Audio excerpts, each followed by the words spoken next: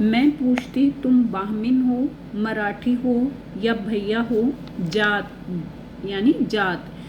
अर्थात लड़की पूछती है उस मालकिन से यानी लेखिका से कि मैं तुमसे पूछ रही हूँ कि तुम ब्राह्मण हो यानी तुम ब्राह्मण हो, मराठी हो या भैया हो यानी तुम्हारी जात क्या है। अपने को बम्बई का भैया कहने की शर्मिंदगी में कैसे सह सकती थी। लेखिका कहती कि उसने मुझे पूछा कि तुम भैया हो यानी नीची जाति से हो, तो यह शर्मिंदगी में कैसे सह सकती थी। बोली, छी छी, तुम झोपड़पट्टी में रहने वाले घुट्टी में ही जात पात लेकर आते हो। घुट्टी मतलब जन्म से ही तुम जात पात लेकर आते हो, तभी तो तुम लोगों की बस्ती में इतना झगड़ा होता है ना। उसने यानी लेखिका ने पूछा। बहुत होता, बहुत मतलब बहुत होता है। वह सोत्साह बोली यानी वह उत्साह के साथ बोली कि झगड़ा तो बहुत होता है। ब्राह्मण क्षत्रिय लड़ता है, हिंदू मुस्लिम मराठी भैया लड़ता है, यानी सभी जाति के जो लोग हैं वो सारे आपस में लड़ते हैं। छी छी, मैं सुधारवाजी लहजे में बोली थी यानी मैंने उसे समझाने और सुधारने के लहजे से कहा, न कोई बड़ा न कोई छोटा, आज की दुनिया में जात पात कुछ नहीं, सब आपस में भाई बहन हैं। गांधी जी ने क्या कहा है जानती है। यानी लेखिका उसे समझा रही थी, हिंदू मुस्लिम सिख ईसाई आपस में सब भाई भाई। मुझे खींच तब आई जब उसे गांधी जी की सीख के बारे में भी कुछ नहीं मालूम था। तभी तो कहती हूँ तू पढ़ा कर, पढ़ेगी तो सब आएगा। हाँ मैं पढ़ेगी, पढ़ाई होने से मैं भी तुम लोगों जैसी मतलब जैसी हो जाएगी ना।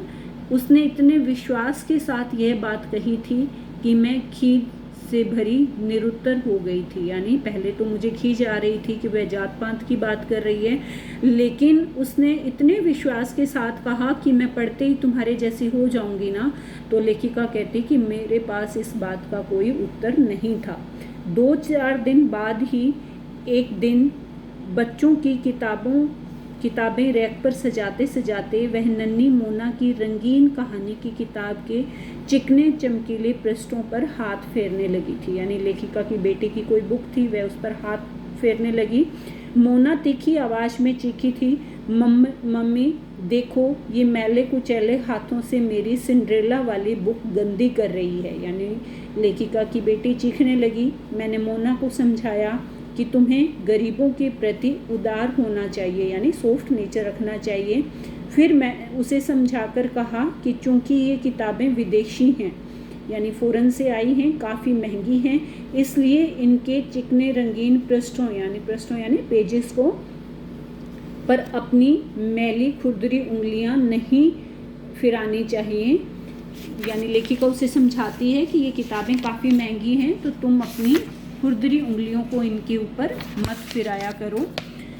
फौरन आज्ञा पालन के भाव से उसने हाथ हटा लिए थे। थोड़ी देर बाद बेहद सहमी आवाज़ में वह मोना से कह रही थी, बेबी तुम हमको ये स्टोरी सुनाएगी। यानी उसने एकदम से हाथ हटा लिए, फिर वह डरी डरी आवाज़ में मोना को कहती है कि बेबी तुम मुझे इसकी यानी इस बुक में जो स्टोरी है क्या तुम वो मुझे सुनाओगी। मोना को एक गरीब कम अक्ल लड़की का यह प्रस्ताव काफ़ी बड़प्पन प्रद लग रहा था। ला सुनाती हूँ। यानी मोना ने बड़े गर्व से बड़े बड़प्पन के साथ कहा कि हाँ ला मैं सुना देती हूँ। फिर वह स्टोरी सुनाती है कि एक थी सिंड्रेला, ये रही है और ये रही उसकी सौतेली माँ और बहनें। यानी वह बुक में से स्टोरी सुनाते हुए उसे वह पिक्स दिखा रही है। वे लोग उससे खूब काम कराते, बात बात में मारते डांटते, बेचारी सारे दिन बर्तन मांजती, खाना पकाती, कपड़े साफ करती, रूखा सूखा खाना खाती। यानी जो सौतेली जो माँ और उसकी बहनें थी वे सिंड्रेला से बहुत काम कराती थी और उसके साथ बहुत ही गलत व्यवहार करती थी। फटे मोटे कपड़े पहनती और रात में वह सिंडर के पास सोई रहती। यानी वह कहती है सिंडर यानी जहाँ पर कोयले लकड़ी वगैरह यानी जहाँ पर एक्स्ट्रा सामान रखा जाता है कि वहाँ पर वह एक स्टोर टाइप जगह है कि वहाँ पर वह सो जाती थी। तभी तो उसका नाम सिंड्रेला पड़ा कि तभी उसका नाम सिंड्रेला रखा था। सिंडर जानती है जिधर लकड़ी के कुंदे कोयले रखे जाते हैं। यानी सिंडर क्या होता है वो यहाँ पर बताया गया है। फिर एक दिन राजमहल से बुलावा आया। बहनें खूब अच्छे अच्छे कपड़े पहन बन संवर कर चली गई। सिंड्रेला घर में रोती रही। फिर एक परी आई, सुनहले सितारों जड़ी जादू की छड़ी लिए। देख ये रही परी, यानी वह साथ साथ उसे बुक में से पिक्स दिखा रही थी। परी को सिंड्रेला पर दया आई। उसने एक कद्दू मंगवाया, 2 छिपकलियाँ। फिर परी ने जादू की छड़ी से छूकर कद्दू को चमचमाता रथ बनाया। छिपकलियाँ छूते ही सफ़ेद घोड़ी बन उस रथ में जुट गई और जादू से सिंड्रेला के लिए झिलमिल लेस लगा नीला गाउन बनाया और उसे रथ में बिठा राजमहल की दावत में भेज दिया। दावत 3 दिन की थी ना। दूसरे दिन सिंड्रेला फिर रोने लगी। परी फिर आई और पीला लेस लगा झिलमिलाता गाउन।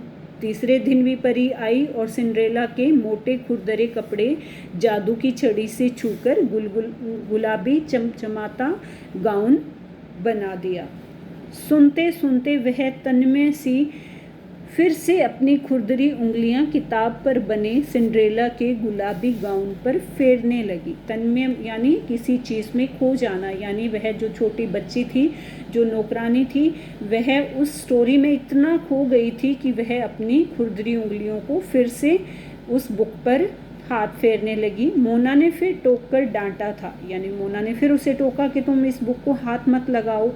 तभी मैंने उसे आवाज़ दी कि वह बच्चियों को दूध और फल दे दे। यानी लेखिका कहती हैं कि तभी मैंने उसको बच्ची को आवाज़ दी कि तुम इन बच्चियों को दूध दे दो और फल दे दो। मोना को दूध का गिलास पकड़ाते हुए उसने धीमे से पूछा, बेबी ये सच्ची बात है? धत, ये तो कहानी है, कहानी। यानी जैसे मोना से वह पूछती है कि बेबी ये इस बात में सच्चाई है कि क्या ये कहानी सच्ची है? तो मोना उसे कहती है कि धत यानी हट, ये तो कहानी है। थोड़ी देर बाद मुझे चाय का कप देते हुए वह सहमती हुई पूछ रही थी, बाई किताब में क्या झूठ बातें लिखी होती हैं? यानी फिर वो थोड़ा डरते डरते मेरे से पूछ रही है कि बाई कि क्या इसमें किताबों में गलत बातें लिखी होती हैं? तो लेखिका कहती नहीं तो झूठ क्यों लिखा रहेगा। तब तक रूना बोली थी, अरे मम्मी वह सिंड्रेला की कहानी के लिए पूछ रही है, क्या वह सच है? मैं अचकचा गई थी, यानी वो कहती मैं थोड़ा हड़बड़ा गई थी लेखिका, पर संभल कर उत्तर दिया था, हाँ कहानी है तो क्या, पर सीख तो मिलती ही है। इस कहानी की सीख यह है कि खूब काम करने वाली नेक और ईमानदार लड़की को एक न एक दिन अच्छा फल ज़रूर मिलता है। यानी वो कहती है कि मैंने उस बात की व्याख्या इस तरह से की कि यह इसको इनडायरेक्टली समझ आ जाए। मन ही मन अपनी इस नई व्याख्या पर मैं प्रसन्न हो उठी। वो कहती है कि जैसे मैंने उस बात को एक्सप्लेन किया तो लेखिका कहती है मैं इस बात पर खुश हो रही थी। उसकी आंखें आस्था और विश्वास से चमकने लगी थी। वो कहती है कि उसकी जो जैसे उसने वो सीख सुनी तो वह और अधिक आस्था भाव से, विश्वास भाव से काम करने लगी। गदगद भाव से उसने मेरा प्याला उठाते हुए पूछा, बाई तुम चाय और लेगी? गदगद यानी श्रद्धा भाव से उसने वह चाय का प्याला उठाते हुए पूछा कि बाई तुम चाय और लोगी? न, और जा तू भी चाय ले ले। लेखिका कहती है मैंने उसे कहा कि तू चाय ले ले। अपने औदार्य और सौजन्य पर मैं स्वयं निहाल थी। औदार्य यानी मैंने श्रेष्ठ था कि मैं उसको खाने पीने के लिए अच्छा दे रही थी, और सौजन्य कि मैं उस पर एक तरह की कृपा कर रही थी। तो मैं अपने आप पर बहुत ज़्यादा निहाल थी, यानी अपने आप पर ही मुझे प्राउड फील हो रहा था। इस समय उसे चाय न भी देती तो कोई बात नहीं थी, और चाय ही क्यों मैं उसके प्याले में कभी कभार एकाध कलछुल मतलब कड़छी दूध भी ज़्यादा डाल देती हूँ कि बढ़ने की उम्र है, कुछ पौष्टिक तत्व मिलना चाहिए। यानी यहाँ पर लेखिका कहती है कि एक तरह से बता रही है कि मैं उसे ये सारी चीज़ें इस तरह से दे रही थी जैसे मैं उसके ऊपर कोई एहसान कर रही हूँ। कभी थोड़ा गला केला बच्चे नहीं खाते तो दे देती हूँ। उसके बाप के लिए एक पुरानी टेरेलिन की गुरशट दे दी, चाहती तो 4-5 कपड़े और मिला फेरी वाले से एक स्टील की कटोरी खरीद सकती थी। इतनी ही क्यों, बीच में 3-4 दिन बीमार रही, लेकिन उसकी पगार नहीं काटी कि बेचारी गरीब है। यानी लेखिका कहती है कि मैंने उसे इतना कुछ मैंने उसके लिए किया था। श्रीमती गुलाटी यानी उनकी पड़ोसिन हैं, वे कई बार समझा चुकी हैं कि लगाम खींच कर रखिए, यानी इसको थोड़ा सा स्ट्रिक्टली रखिए, इन्हें जितना दो उतना सिर चढ़ते हैं, पर मुझे दया आ ही जाती है। फिर मुझ जैसी संवेदनशील कथा लेखिका यानी एक इमोशनल कथा लेखिका और श्रीमती गुलाटी में फ़र्क तो कुछ होना ही चाहिए ना। काम करना सिखाते हुए ही मैं उसे कितनी शिष्टाचार और नीति की बातें सिखा देती हूँ, यानी अच्छी बातें मैं उसे सिखा देती थी काम करते करते। उतना 3-4 साल भी स्कूल में पढ़कर न सीखती। यानी लेखिका कहती है कि मैं उसका हर जगह ध्यान रखती थी। देख, ये स्क्वैश और जैम की बोतलें उधर रैक पर रख, कोई मेहमान आए तो इतना स्क्वैश, इतना पानी और बर्फ़, पर याद रखना खुद चुरा के नहीं पीना। लेखिका कहती है कि मैं उसे स्क्वैश बनाना सिखा रही थी और साथ साथ उसे समझा रही थी कि चोरी मत करना, चोरी करना पाप होता है। बताया था ना, चोरी करना पाप है, बहुत बड़ा पाप। एक बार पिएगी तो बार बार पीने का मन करेगा और लालच आएगा तो चोरी करेगी, लेकिन मैं सब बर्दाश्त कर सकती हूँ, चोरी नहीं। हाँ, अंडे इधर फ्रिज में, मक्खन इधर, अंगूर और संतरे यहाँ, कभी मन करे तो मांग लेना, पर बिना पूछे अंगूर का एक दाना भी नहीं, समझी। यानी लेखिका कहती है कि मैं साथ साथ उसे काम सिखा रही थी और साथ साथ उसे समझा रही थी कि चोरी करना पाप होता है।